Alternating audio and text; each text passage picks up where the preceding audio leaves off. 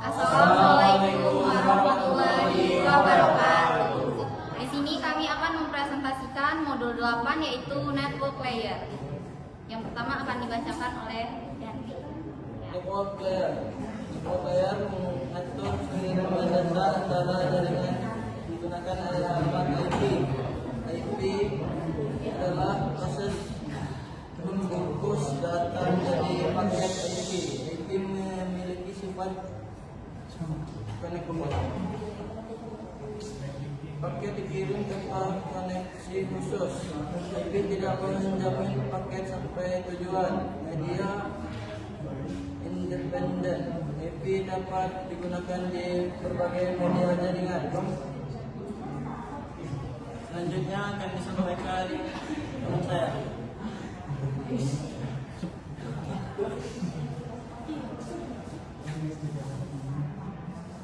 Oke, selanjutnya ada network layer karakteristik.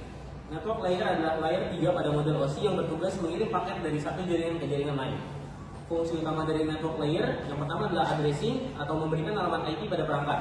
Yang kedua adalah encapsulation, adalah data dari transport layer dibungkus menjadi paket. Yang ketiga ada routing, menentukan jalur terbaik menuju tujuan. Dan yang terakhir ada decapsulation atau membuka paket saat sampai di tujuan. Karakteristik network layer yang pertama adalah connectionless. IPv4 tidak perlu membuat koneksi sebelum mengirim data. Lalu ada base effort, IPv4 tidak menjamin paket pasti sampai tujuan. Dan yang terakhir ada media independen, IPv4 dapat berjalan di berbagai media seperti kabel, fiber optik, dan wireless. Selanjutnya ada perangkat yang bekerja di layer 3. Yang pertama ada router dan layer 3 switch. Selanjutnya IPv4, paket adalah paket yang digunakan untuk membawa data pada jaringan IPv4. Struktur IPv4 sendiri adalah paket IPv4 header, data, dan payload. Fungsi dari IPv4 sendiri adalah untuk membawa data, menyimpan alamat sumber dan tujuan, lalu membantu proses routing. Untuk ukurannya sendiri, IPv4 memiliki ukuran minimum 20 byte dan maksimum 65.535 byte. Yang terakhir, IPv4 header adalah informasi kontrol yang berada di depan payload atau data. Headernya berisi source IP address, destination IP address, TTL, protokol, header lag. Contohnya adalah source IP 192.168.1.1 dengan destination IP 888 atau DNS Google, lalu dengan protokol TCP IP. Yang terakhir, version menunjukkan versi IPv4 memiliki nilai 4. Header length menentukan panjang header minimum 20 byte dan type of service menentukan prioritas paket. Selanjutnya.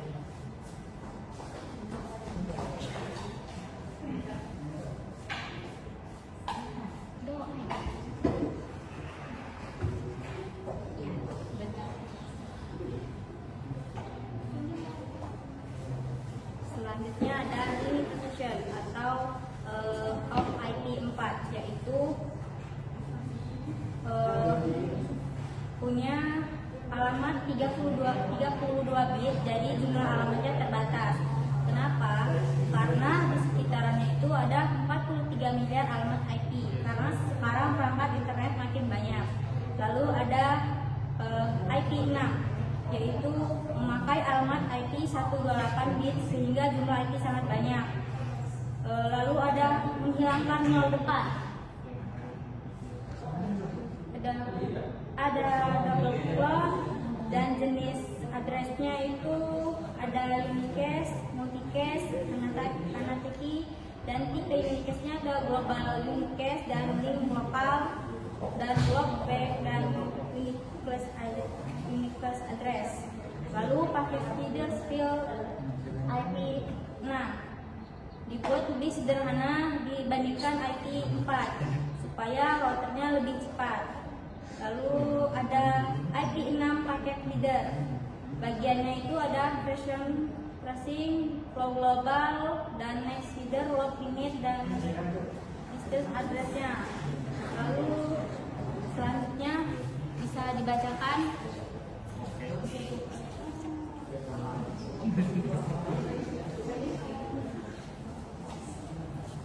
Lalu di sini ada 8.4, yaitu 8.4.1 yaitu host forwarding decision.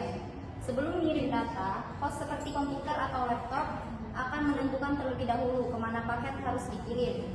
Host memeriksa alamat IP tujuan dan membandingkannya dengan alamat jaringan miliknya sendiri menggunakan subnet mask. Jika alamat tujuan masih sama, berada dalam jaringan yang sama, maka paket akan dikirim langsung ke perangkat tujuan. Tetapi jika tujuan berada di jaringan yang berbeda, host akan mengirim paket tersebut ke router agar dapat diteruskan ke jaringan lain. Lalu ada 8.4.2 yaitu default gateway, yang dimana default gateway adalah alamat IP router yang digunakan host sebagai jalur keluar dari jaringan lokal. Gateway berfungsi untuk menghubungkan jaringan lokal dengan jaringan lain termasuk internet. Setiap host biasanya memiliki satu default gateway yang sudah dikonfigurasi secara manual atau otomatis melalui DHCP. Jika host tidak memiliki default gateway, maka perangkat hanya dapat berkomunikasi dengan perangkat yang berada dalam jaringan yang sama. Contohnya IP komputer 192.168.1.10, lalu subnet mask 255.255.255.0, lalu default gateway 192.168.1.1. Pada contoh tersebut, semua paket yang dikirimkan keluar jaringan 192.168.1.0 akan dikirim ke router 192.168.1.1. Lalu berikutnya ada 8.4.3 yaitu host router to the default gateway. Ketika host ingin mengirim data ke jaringan lain, host akan melakukan beberapa langkah. Yang pertama, host menyadari bahwa alamat tujuan berbeda network. Kemudian, host mencari MAC address dari default gateway menggunakan proses ARP atau Address Resolution Protocols. Setelah MAC address router ditemukan, host akan membuat frame dan mengirimkannya ke router. Router kemudian akan meneruskan paket ke jaringan tujuan melalui proses routing. Proses ini memungkinkan perangkat dalam jaringan lokal dapat terhubung dengan internet maupun jaringan lain yang berbeda. Lalu selanjutnya ada 8.4.4 yaitu host routing tables. Host memiliki routing table yang digunakan untuk menentukan jalur pengiriman paket data. Routing table berisi daftar rute yang diketahui oleh host.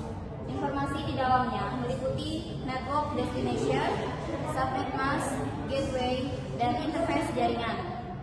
Routing table membantu host menentukan apakah paket harus dikirim langsung ke perangkat tujuan atau melalui default gateway. Sistem operasi seperti Windows dan Linux secara otomatis membuat routing table saat perangkat terhubung ke jaringan. Perintah untuk melihat routing table pada Windows yaitu root print, lalu pada Linux yaitu id root. Selanjutnya akan dibacakan.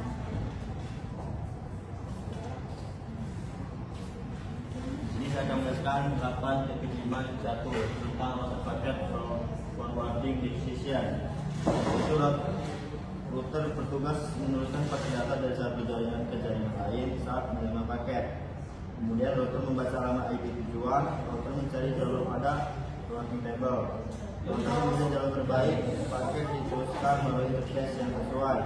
Jika tidak ada, router menggunakan default route.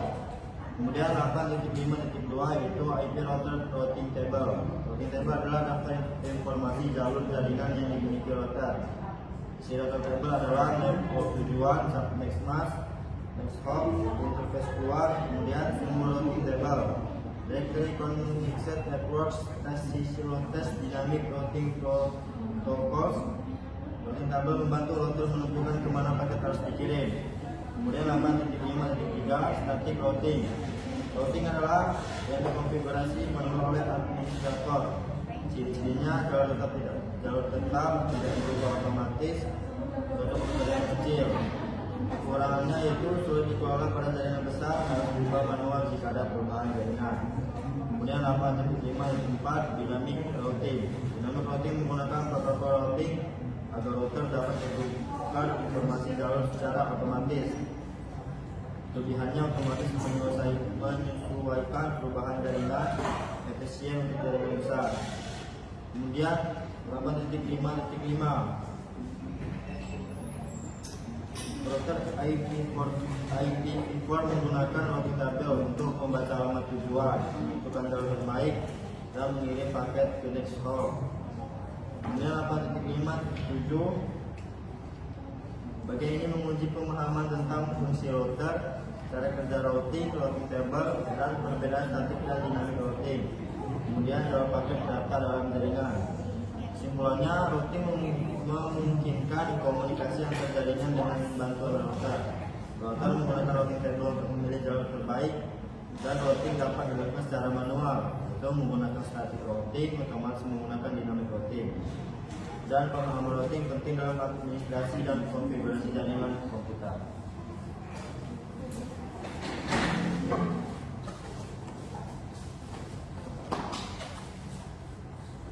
Sekian presentasi dari kami akhiri. Wassalamualaikum warahmatullahi wabarakatuh.